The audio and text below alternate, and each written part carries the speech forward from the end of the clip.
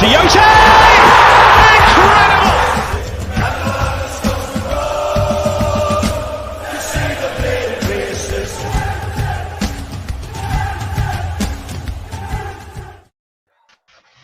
Hello and welcome back to the Big Toon Chat. And joining me today, the man, the myth, the legend. He is John Sinclair. How are you doing, John? Kev, thanks so much for having us on, my guy. You know, just great to be here, and things are great, and yeah, everything's fantastic. Thanks for having us on, kid. No problem at all. I am looking away just because I am waiting for this Villa fan, so don't think I'm ignoring you or anything like that. Hang on, just before we get into this video, What's with this John Joe Linton? Listen, it all began on the forums and sure.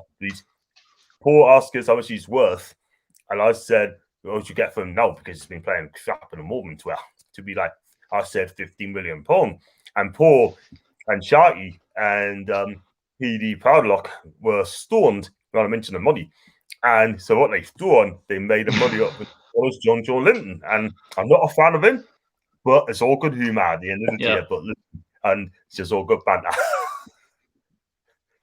Okay, that's a canny story. Obviously, we are going to be Premier League champions next season, so let's look ahead to the Villa game next week. Villa Friday night. What's your thoughts on it? Well, we're not going to be prepared, are we, at the minute? I mean, we just, two wins in 18 games, and we're not really prepared against a very good Villa team. I mean, Villa's having a good season, better than the last season, but I look at the Villa team. They got some cracking players. I mean, you got Jackie G, right? And he's there. You got Grealish there. Yeah. You got Ollie Watkins. I'm a massive fan of Ollie Watkins. He's been scoring goals, and their midfield's absolutely fantastic. You got Ross Barkley, John McGinn, and at the back, you've got big Tower. Is it Tower Mings? Yeah, Tower Mings at the back, and you've got a quality keeper in Emil Martinez. So, look, it's going to be very difficult. You haven't got a great record of late against Villa. They're one of our bogey teams, and if we are going to win, Steve Bruce has got to pick the right formation. He's got to change that team up, and it's going to be very difficult. And I don't feel confident going into the game. I'm not going to lie, but I just think it's tough. But he's got to put the right formation and the right team. Yeah, I totally agree with you. You just mentioned there we don't have the best form against Aston Villa. We haven't won any of the last 5 against Villa. We've lost 2 and drawn 3, dating back to 2015. But Aston Villa are a bit inconsistent in them, and they've won 2, drawn 2, and lost 2 of the last 6. They've got to be lacking in a bit of confidence as well, surely. They're still, I mean, Dean Smith's doing a good job at the moment in time, and yeah, they can be inconsistent. I mean, they're missing a lot of chances as well, but at this moment in time, I mean, yeah, they do miss Jack Grealish for the last couple of games. I mean, he's the heartbeat in that team, but without him, they're half the team because they need a bit of creativity in there, and he's what makes things happen. And I've been, for me, Jack Grealish is one of the players of the season, like, you know, and he's a big game player. He's an absolute baller, and he took Arsenal apart. He's had some good games against top teams, yeah. And I wonder if he's playing on. I think he's back on Friday now, and if he is, then he's going to target someone like Emil Kraft, who's targeting him, and he'll be targeting our defense. You just mentioned Jack Grealish might be back on Friday. That is correct, but I don't think he'll start from the start. I think if they go a goal down, Aston Villa, then he might come on. But if they're 2-0 up after 60 minutes, he may come on with 10 minutes to play just to get a bit of match practice again after his injury. Do you think Aston Villa will keep him come the end of the season? If you're a Villa fan, you like to, but I think, in my personal opinion, I think he was to be the main man. And what is he? He's only, 22, 23?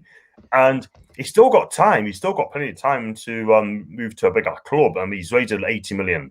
And at this moment in time, I think he needs another season with Villa and to keep going and be in the first team. And then hopefully next season, after that, he get his big money move. But will he move this season or next season? Probably not. But I think give another season, then it'd be all year. Jack Grealish is 26 or 25, 25, 26. He is that. Yeah, he's that old. I can see the shock in your face. Yeah. No, that. Villa won this reverse fixture back in January 2-0. Do you remember that game at all? Yeah, I did. I mean, they took us apart, didn't they? They used us as a training exercise, didn't they? Do you know what I mean? I'm not being funny, but we just turned up, right? And we just didn't show up, didn't we? I mean, was it one shot on target or something like that? But they could have scored about 4 or 5 that year. But Grealish tormented us from minute 1 to minute 90. Ollie Watkins, my guy, absolutely brilliant that day.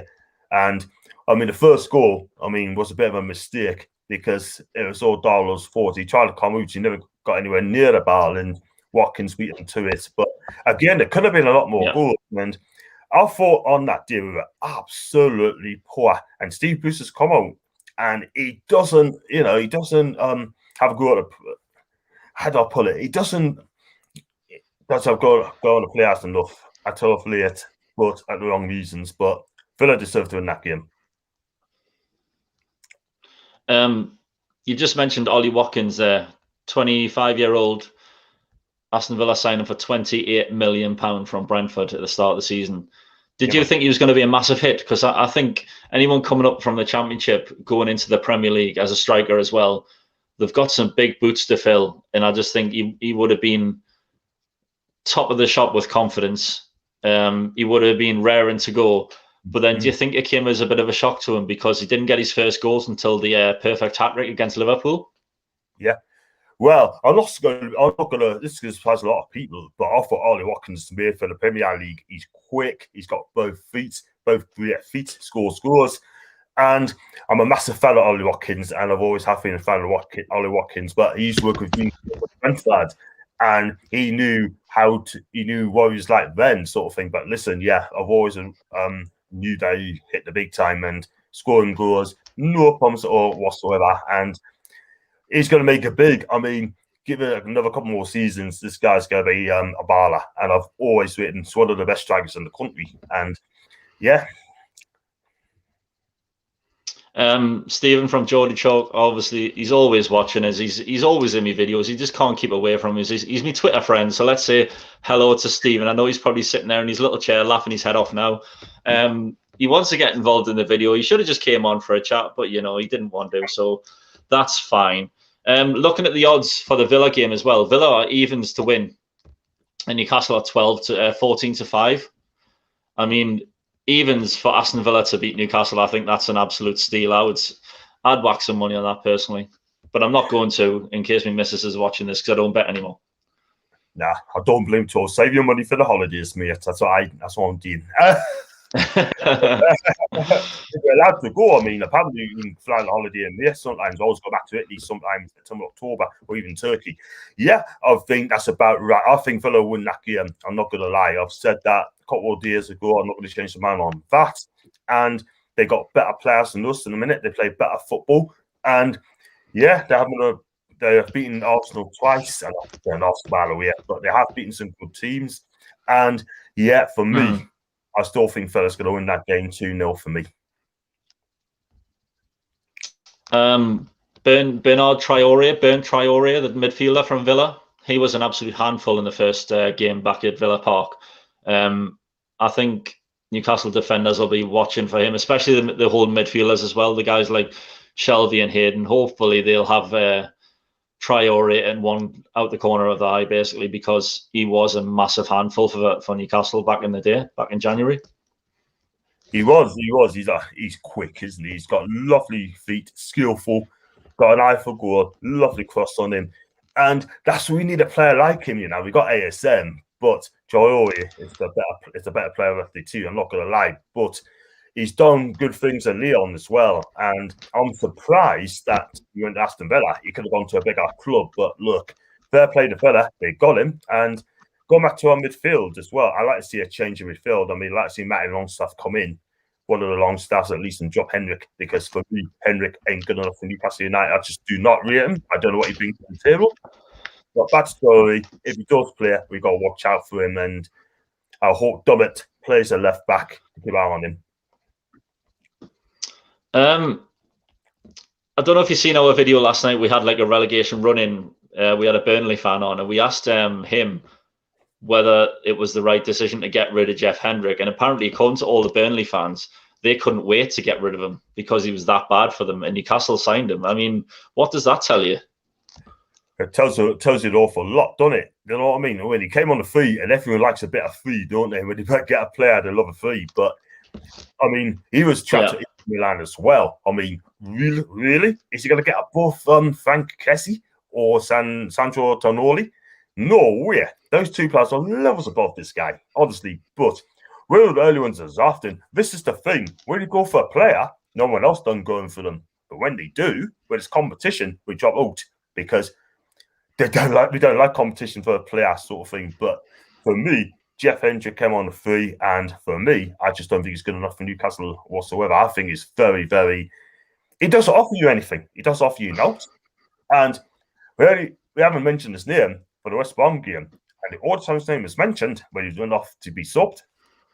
And not for me. I don't know what he brings to the table. I mean, he needs to be dropped. What did you think of him first game of the season when he had an absolute blinder against West Ham? Did you think, oh, actually, we've got another midfielder on my hands here? And then did you think he would kick on after that? You can't judge a player after one game, and that is always the point. I mean, yeah, he scored a cracking goal, I get that. But the very next day, I thought he was absolutely dreadful. And then on, it just went lower and lower and lower. Scored 2 goals this season. I mean, I'll look at the tactics. So I'll look at the lineup suite. Against Sheffield United, they played him on the right as a right striker, and I've never ever seen him playing on the right striker at all whatsoever. But it's odd, really. I mean, he's not a winger, but Bruce plays on the right hand side as well. I just don't understand it. So he's gone above Murphy. He's a winger, yeah. ASM when he's fit, the winger, yeah. And Miron can play that as well. Bob Fervers number 10, but I just don't get it. I mean. It's so frustrating, man. We need 11 players on the pitch, not 10 players on the pitch. I totally agree with you. And just for the people watching as well, I'm not actually wearing a dressing gown because it looks like it the way I'm in the camera, but it's not actually. It's a hoodie, just in case people are wondering what I'm wearing. But yeah, looking at the head-to-head with Aston Villa, Villa won 10, Newcastle have won 22, and there's been 15 draws. So the stats are in our favour. So surely we must be looking to win these sort of games, even though they've had like a big squad overhaul. We've got to be looking at these games to start winning. Where the win's going to come from, where the goal's going to come from, that's another thing. But look, at the end of the day, right? I mean, we've got good stats there, but it's happened on the day. We've got to do it on the night. And if we are going to win this game, we have to win this game. But are we going to win this game? Probably for me, I don't think we will. But Steve Bruce is not going to change his tactics. He's going to play a 4-3-1-2. Me personally, I play a 4-2-3-1. Right, play 2 out wide. I play Murphy from the start. I'll bring in Matty Longstaff in alongside Hayden. So I don't think John Chisholm is playing that well. But he's played RB for the last 2 games. I get that. But for me, I just think it's got to be 4-2-3-1. And you got to bring in Murphy as well with a bit of PS and tricky and skill. And this is the thing. Who's going to play out front? He's going to play out front. He's going to play Jordan. He's going to play John Lynn. Yeah. Stephen, I'll get to your question in just a second. I just want to jump on what you've just said there, John. Let's put a scenario out. I mean, Friday night's come around, and Steve Bruce has played the team that everybody wants to see. He's got Murphy at right back. He's got Shelby's not in the team. Hendrick's not in the team. Longstaff is back. Carroll's up front. What do you think? What do you think going into the game? You think, all right, well, we're going to win this game. Surely we'll give it a good go. But what if they played exactly the same way as what the Newcastle team of the last few games has been playing? Would you start criticising them sort of players as well, like Murphy and Longstaff and things there? Would you start criticising them? If he doesn't play the right team, you mean if he doesn't play the right team, or is he played the same team for Friday's game? You mean? So, like for example, Shelvage gets dropped to the bench, and then Longstaff comes in. Kraft isn't in the team. Murphy's in. Things like that. The fans get what they want, basically. What do you think? Yeah. Oh, yeah, I see what you mean. Well, the thing is, if he change things up, and things didn't work out, okay, cool. We did change it up, but it didn't work. But if you change things up and give it a right go, then okay, cool. I'll accept that. But again, sort of, we need to win this game, and you got to play players in the right positions. Do you know what I mean? But it's all about changing things up, trying different things, stop being stubborn as a manager, right? And drop players who are not good enough. I mean, look at Hendrick's not good enough. Shelby, it's easy end of the day, yeah. But we've got to bring along me. If I've been long staffing, just have done with. Do you know what I mean? Okay, I mean Sean's having a good season, but he might come in, prove a point. Matty Longstaff, every time he plays, I think he's played really, really well. I mean, he just works hard for 90 minutes, just has some graft in the midfield, and he ain't world class, but look, he gives us all, and that's the main thing. That's all we can ask for. But is Bruce going to do that? Probably not. He plays. John, you still there? Oh, no, I think we've lost John. Hello? Hello, Neil? Hello, guys. Can you guys hear me? Hello, can you hear us all right? I can indeed. Yes, I can. Excellent. Better late than never. Thanks for joining. Will I tell everyone why I was late? Will I tell them why I was late? You can say exactly what you want. It's a free show. Like a dope, I was sitting inside my own StreamYard broadcast room going, where the fuck are the boys? Where are the guys? Right, okay, yeah. The guy that's just been on was, I think we've lost due to connections, but we've just been talking about obviously the Newcastle Villa game coming up. Mm-hmm. What's your thoughts on the game, Neil? To be honest with you, it's always going to be known as the Brucey Bowl Derby, to be honest with you. You know, it's Steve Bruce in charge. So a lot of Aston Villa fans seem to be keen to always get one over on Steve Bruce. Myself, I'm a bit indifferent to Bruce. He did a job at a time. He unraveled when he unraveled, and look, I thank him for bringing in the likes of John McGinn, and I thank him for stability. But there's obviously things that he did wrong at our club, and I think that it's okay to be able to talk about those too. But do I harbour any ill will to the man? Absolutely not. He's probably only for his time in Birmingham, but that's probably the only reason that I would harbour a will for him. But he came in, he gave it a good shot, had a lot of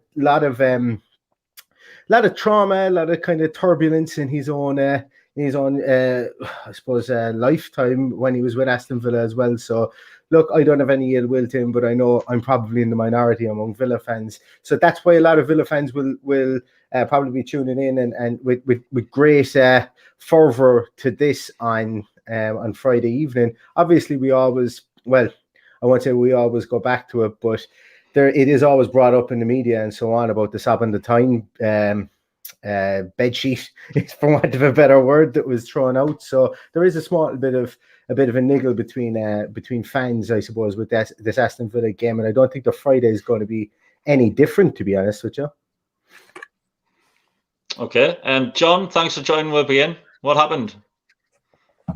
My mum picked the phone up, right, and it just cocks up. And if it does that, I'll be back. You know what I mean? I'll be back. I would do exactly the same. I would blame the innocent. Neil, you don't sound like you're from Birmingham. What's the crack there? What's happened? Yeah, I'm from Birmingham, County Limerick, Ireland. That's where I'm from. Yeah, so I'm an Irish Villa fan. Follow Villa since about 1992. Got into following them for the greatest defender that God ever made, Mr. Paul McGrath, or as we affectionately call him, God. You know, so we would call him God around our parts. Yeah. Obviously, the things that man did in a football field, in conjunction, I suppose, with the fact that his body just didn't work for 90% of his playing time, was just fantastic. And you'll never hear a bad word said about him around Birmingham or from any Aston Villa fan. So he got me into supporting Villa. It's a kind of a weird serendipitous story whereby I saw Villa. I can vividly remember seeing Villa playing Crystal Palace on TV in Ireland 3 o'clock Saturday games were shown on terrestrial TV on RTE over here in Ireland. So we were lucky. So I remember seeing it. I remember seeing Paul McGrath play, and and to be honest with you, he stood out in the team at that stage. I was like 7. I didn't really know much about football, but this guy was just, the commentators were consistently mentioning his name. And then the Wednesday night afterwards, Ireland were playing an international game, and there he is again, and he has another blinder. And it was really from there that the two pieces met each other. That this guy, the first time I'd ever taken a kind of a man crush, so to say, on a soccer field, also played for the country that I was born in and live in. And this is my team, Paul McGrath. Then obviously I had Townsend, Ray Houghton, Steve Staunton, and so on. So it was the cool, like, realistically speaking, there was no other team for me to follow when I got into football, because half the Irish football team was playing for Aston Villa. So that's the reason why I support Villa. And as I say, it's there's actually quite a few Villa fans over here in Ireland. It's probably the biggest Villa supporters club in the world, obviously outside of Birmingham, but in the world. Yeah. And there's a couple of hundred fans of us here as actual proper official members, and it's growing and growing and growing. That's good. Neil, what do you think of Newcastle's fortunes this season so far? I'm interested as to get like an outside view of an away fan looking into the Newcastle situation. Yeah, it's kind of been up and down. Your form is probably a bit more down than it's been up, to be honest with you. I think that look, the elephant in the room here is that Newcastle are going to be treading water an awful lot until Mike Ashley, until that whole situation gets sorted. That would be my view on it. I could be 100% wrong. I think at the start of the year, or even the end of last year, there was a bit of a false dawn, I think, with the Saudi owners wanting to come in and with all these different takeover talks, and the club was probably put in a small bit of flux from that point of view. That you probably, the old cliche of, we had 2 shopping lists, for the end of the season, and unfortunately you had to use, you had to use the one that you didn't want to use. So like realistically, like Mike Ashley, since when did he take over the club? I think it was 2007, 2005, 2007. Yeah, somewhere like that. 2007, yeah. Since he initially took it over, like probably about 3 years afterwards, he's been looking to sell the club, So I think that flux is probably, I'm not going to say it's going to hinder Newcastle, because over the years you've attracted the likes of Benitez, and there's been some good players, like even you think back to Sissoko and Kabai and all those guys that played with Newcastle. You can attract names, and you're able to keep names, kind of like Aston Villa were able to do under Martin O'Neill. But I think realistically, the kind of the roadmap for any manager that's in there is, will Mike Ashley own the club in 12 months' time? And if he doesn't, am I going to have a job? And then Mike Ashley is thinking, will I own the club in 12 months' time? And if I don't, do I want to blow 100 million on players? So there's kind of a balancing act, I think, that everybody at the club has been playing for the last 5 or 6 years. And you can see it in the playing field as well, because like it's you can see that obviously Ashley has gone out and he's made purchases, like, don't get me wrong, in the likes of Joe Linton and things, but when the return on investment in goals from Joe Linton is, let's call it, it's low, and it's very low. It's very low, yeah. But I actually don't mind Joe Linton. I just like that and everything else. I wish he'd scored a small bit more. If I was a Newcastle fan, I'd wish he'd score a bit more. But I think that there's an aspect of yes. It's actually John down below. It's his nickname, Joe Linton. Joe Linton. Excellent. Remind me not to be on your team on 5-a-side, because is it because you miss all the goals in 5-a-side? Is that what it is? I'm joking. I'm trying to make friends here. I'm really trying to make friends here. I'm only joking. But I think that has a lot to play with Ashley's kind of. I think he probably said, "Listen, look, I'll have one last splurge, see what happens." And when you spend 40 million on a Brazilian striker that was knocking him in for fun in the Bundesliga, and then he comes and has to this far found it difficult. Maybe there's something in that from Mike Ashley. So I think that has a lot to play into your fortunes. On the field itself, look, without bringing up Steve Bruce again, and I don't want to feel like I'm going two-footed in on him at all, because I actually genuinely don't really mind him. But like it's very Brucey ball. It's when you guys didn't have Saint Maxim, you know, a lot of it needs to go through him, or did need to go through him last year. And I think obviously, look, the elephant in the room here as well is COVID. COVID didn't exactly help you guys. And we were victims of it too, but I think you guys much more so. Like the amount of players that Newcastle had with lasting effects, like Lascelles and even Saint Maxim, lasting effects from COVID. You know, that needs to be taken into account for the performance this year. But you're in a false position. I genuinely believe that you guys should not be in 17th position. You're a better team than 17th position. I think it's 17th you guys are in. Better team than that. Is it 16th? Better team than that. Yeah. And you know, I think that there's been a lot of bad luck on your side, and I think that but I do think that for the club to progress and to get back to the, you know, Champions League days or the Kevin Keegan days, you know, and the Alan Shearer days, not as a manager, Alan Shearer, but as a player, get back to those days, it really is going to hinge on whether Mike Ashley makes up his mind about what he's going to do. But that's no news to you guys, I suppose. That's just a kind of a very broad commentary on it. Yeah. John, can Newcastle beat Aston Villa on Friday night? To be honest with you, I think they are no, because for me, I just don't think the players are playing for Greece, if I'm more honesty. Do you know what I mean?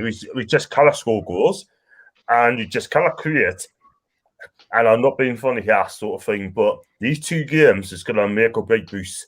Definitely going to make or break Bruce. But we lose games. We got Brighton next Saturday as well. We lose those games in that, and I think he has got to go with 9 games left.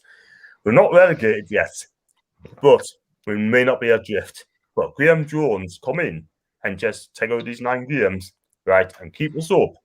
Then we get a decent manager coming in. I hope with a takeover. I won't say it too much, but you just never know. But Steve has to go. For me, he should have gone after Liverpool last season. I've always said that, because he may not be so lucky. And look where we are now, 16th. Fulham have been absolutely fantastic. 10 points behind. Scotty Parker has come in and he galvanised these players. He's got these players believing in him, right? Playing fantastic football, right?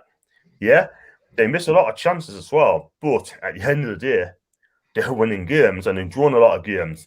Brighton, again, playing cracking football as well, but they just cannot score goals. Against Leicester in the first half, by all accounts, I thought they were excellent in the first half. And the one plus thing about us, when we play by next week, Lamptey won't be playing, because this guy, for me, he is the best right back in the country. For me, what a back in the country. I just love seeing this guy. Oh, someone's dog's going berserk. Can you guys hear that? He's going nuts. He's downstairs. Apologies about that. No, that's absolutely fine. Don't worry about it. Yeah, that's an interesting comment from Stephen from Geordie Talk, saying that Joe Linton's never really knocked the goals in. I mean, I'm just looking now at his stats for Newcastle. He's played 59 games for Newcastle and he's scored 3 goals. That's 1 every 20 games. I mean, that's just not good enough for a £40 million striker. He scored 3 more goals in Newcastle than I have.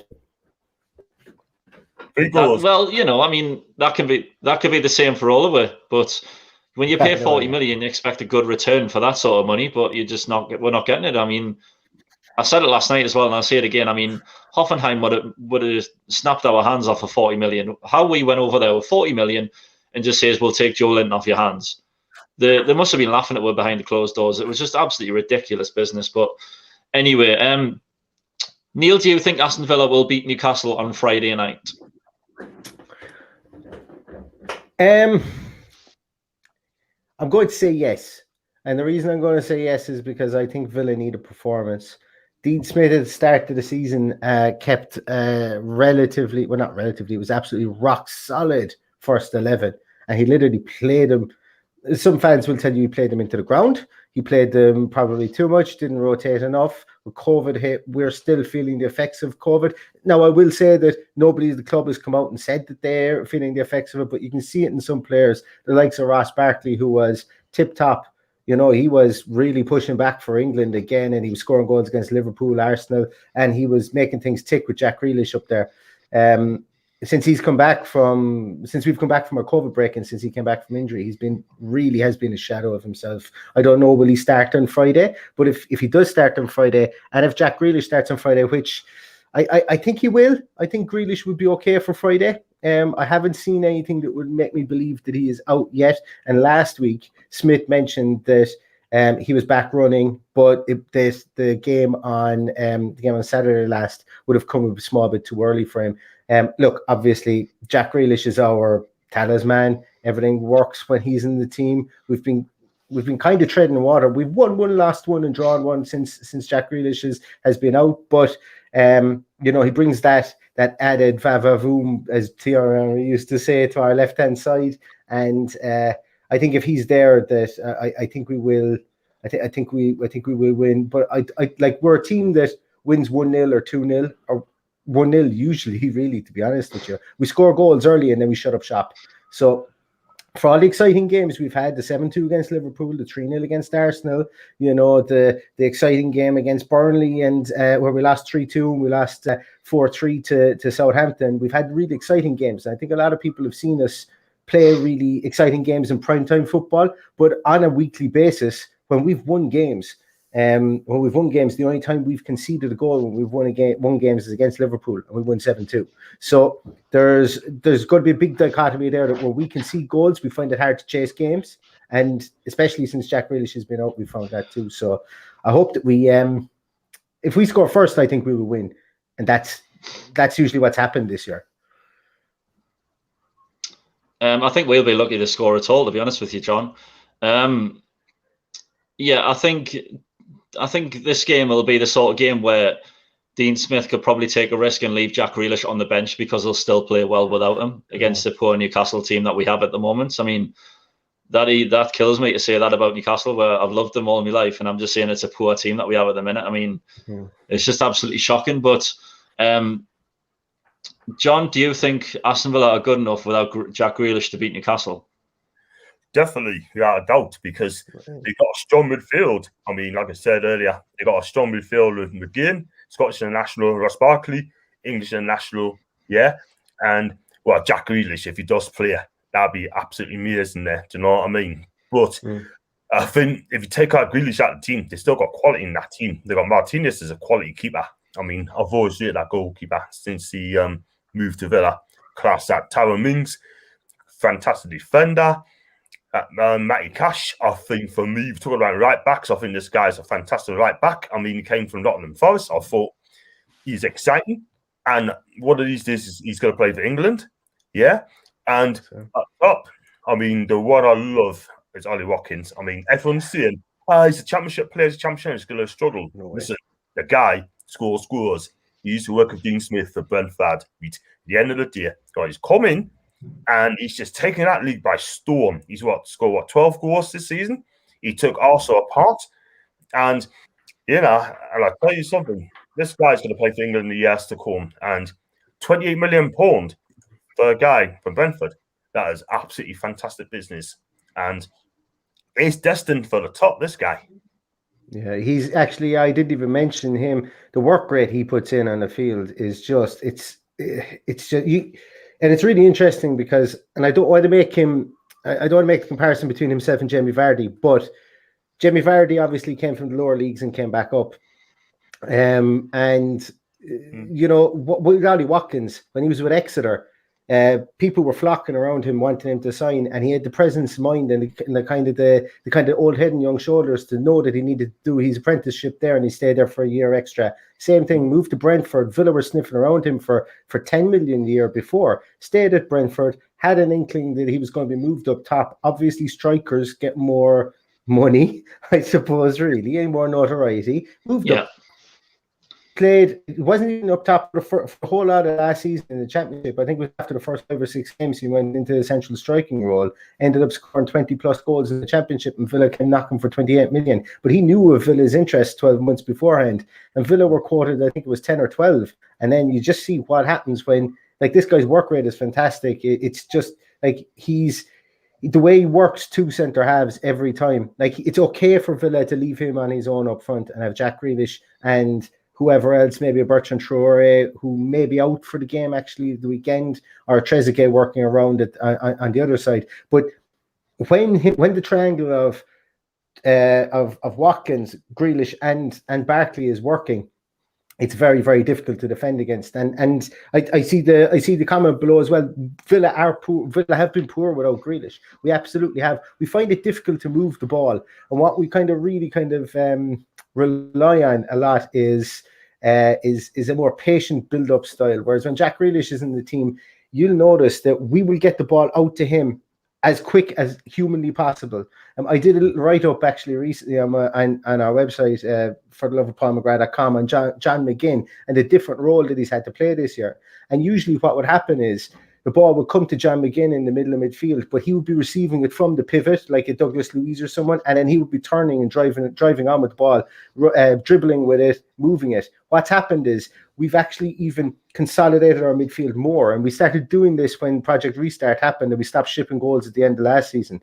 That the ball is coming in now to a double pivot, and even McGinn's passing stats have gone way higher than they have been any year he's played from Villa, because he's not tasked carrying the ball. It's very much get the ball wide as quick as possible, so that if we lose the ball in a wide area, we can condense the field straight away. And you'll see that from Douglas Luiz and John McGinn. And we let people play through kind of the middle third of the field. And the reason we get it out to the wings so quickly is that we all regress back into, that maybe from 10 yards past the center circle back to the front of our D, and we defend in that area, and we defend pretty well there. Ezri Konsa is another guy as well. Watch out for him at the weekend. I touch wood that he doesn't have a rick at the weekend, because he's been absolutely fantastic. People talk about Mings, and people talk about Mings' England quality. Absolutely, I think Mings is in there because he's a left-footed player, and they need a left-footed centre-half. And look, he's a good player too. But Ezri Konsa, like, you ask any Villa fan at the moment, and they say Ezri Konsa is just like he's got some ridiculous statistics that he's only been dribbled past once in the league this year. He's the most blocks, he's the most interceptions in the penalty area. They're just off the top of my head. They could be out of date by now, but he's just put up some really good stuff. And another guy who played with Dean Smith as well, or Dean Smith knew of. So yeah, but I think at the weekend is really gonna, like, we've gone from a team that knew, I could tell you what 11 was going to be played from the first game of the season up until New Year's Day. Since New Year's Day, it's been a bit mix and match. We've swapped and changed guys, and I suppose really I'll feel a lot more comfortable once I see the team on Friday night and Jack Grealish's name is there. That's really what I'm getting at. Yeah, I think we're the complete opposite as Newcastle fans. We dread the team sheet because we know it's going to be wrong and we're all going to hate it, and then we all flock to Twitter to criticise the hell out of Steve Bruce. But yeah, I mean, next season, if the takeover goes through, you never know. We could see Jack Grealish in a black and white shirt. You never know. Just putting it out there. But just onto the Friday night game, Neil. Do you want to give us a prediction for the Friday night game? I'm going to go with. Every time I think you're making a prediction for a Villa Newcastle game, I think of the game last year when we won 3-0. I think it was 3-0 and Conor Horan scored. Then I remember Conor Horan isn't playing for us anymore, and that was like his iconic game for Aston Villa, because he just showed up in that game. I'm going to go 1-0 win. When we go 1-0 up, we usually win. There'll be one game that we've lost from we've lost points from a winning position. That was against Burnley this year, and we actually were ahead twice in that game and still ended up losing 3-2. I think we'll get a goal up early on. Our team is battling a couple of injuries. In Mings has got a tight hamstring, or tight calf. Matty Cash won't be back for the game, so El Mohammadi will be in there. Will himself and Sam Maxim down that left-hand side, will be able to handle him. If Jack Grealish isn't there, it brings down our odds a small bit more. Bertrand Traore, I would imagine, will be out. He twisted his knee at the weekend, but we haven't heard anything from that. So, yes, if we have our full 11, I think we win 1-0, and I think we win 1-0 by scoring early and taking our foot off the pedal. But, with Jack Grealish, Bertrand Traore, and potentially, I don't expect him to be out, but maybe Tyrone Mings out, that levels the playing field very, very quickly. Yeah, I mean, we're missing our front three as well. San Maximan, Almiron, Wilson, all out injured. Not back until the after the international break. So we're really struggling for goals. I mean, I mentioned this earlier on. Joe Linton hasn't got a very good goal scoring record. Gale, we all think is a championship striker. Not play. I mean, he's not Premiership quality. He proved that against Chelsea. He just went missing every minute. Andy Carroll, fitness issues with him. So the only other option that we've got is Elliot Anderson from the youth team. I mean, he came on. I think it was against Arsenal in the FA Cup. I think it was. And he looked quite decent. So, I mean, Steve Bruce has got nothing to lose and giving the youngins a go, you know what I mean? So, with the lack of attacking options that we've got, if we manage to get one goal, we will quite happily sit back and let you attack for the rest of the game, because that's what we do at the minute. We just sit back and we don't try and score the second and third goal to kill games off. We'd rather sit back and defend. I mean, if we scored after 5 minutes, we'd happily defend for 85 minutes, and then that's when the fans really start to get on the club's back, because that is the way that we play. But I'm going to go with a 1-1 draw. I'm praying that we get at least a point, because we need all the points that we can get at the minute. So I can definitely see Aston Villa scoring. They scored 2 against us in January, and I can definitely see them scoring again. So I'm going to go with a 1-1 draw. I'm just going to bring John back in, because he decides to come and go whenever he pleases, this guy. Yeah, John, just wondering your prediction for Friday night. Yeah, it all depends on the team lineup. Yeah, I want to see a change in midfield. If Steve Bruce plays the same team like he did on Sunday, we're definitely going to get beat. But I want to see creativity in the midfield. I want to give Sean Longstaff a go. I want to see Martin Longstaff in the midfield. That means I'll drop Willock. You're going to have to play Hayden to protect the back four. He needs a big performance. He was poor on Sunday, I'm not going to lie. I'm a big fan of Isaac Hayden, but I thought he was poor. But who's going to start up front is going to be very interesting. Yeah, and will Carroll come in and start? And like drop Joe Linton? And those questions need to be asked. But going to the game, I'm not going to lie, I think Neil's going to be pleased. I'm going to go 2-0, fella. Oh, maybe okay. So. I'd be happy with that. Yeah, Neil, I'm going to wrap it up there. Absolutely. I'm going to wrap it up there. But let's say something to Neil quickly. Sort of thing. Neil, do you want to come? Do you want to come and me chat for half an hour? Have you got time? Yeah. Yeah. What time? I'm not happy about this. Neil's advertising his website. You're advertising your channel. I mean, I want people to subscribe to mine. I'm not bothered about your two. You get your own stuff, do your own stuff. You know what I mean? But yeah. But yeah, if you have liked this video, please drop it a like and hit the subscribe button as well. I am looking to do more of these videos, and I love having the away fans on. So Neil, a massive thank you for you to come on. John, the man, the myth, the legend. No, it's fine. I mean, if you want to sit in your own little StreamYard cabin, then you do that. It's up to you. But yeah, John, thanks again. I'm sure I'll get you on another video. But yeah, I'll hopefully see you again soon. Definitely. And good luck to Newcastle and Villa on Friday night. Thanks very much, guys. You're welcome. Thanks again.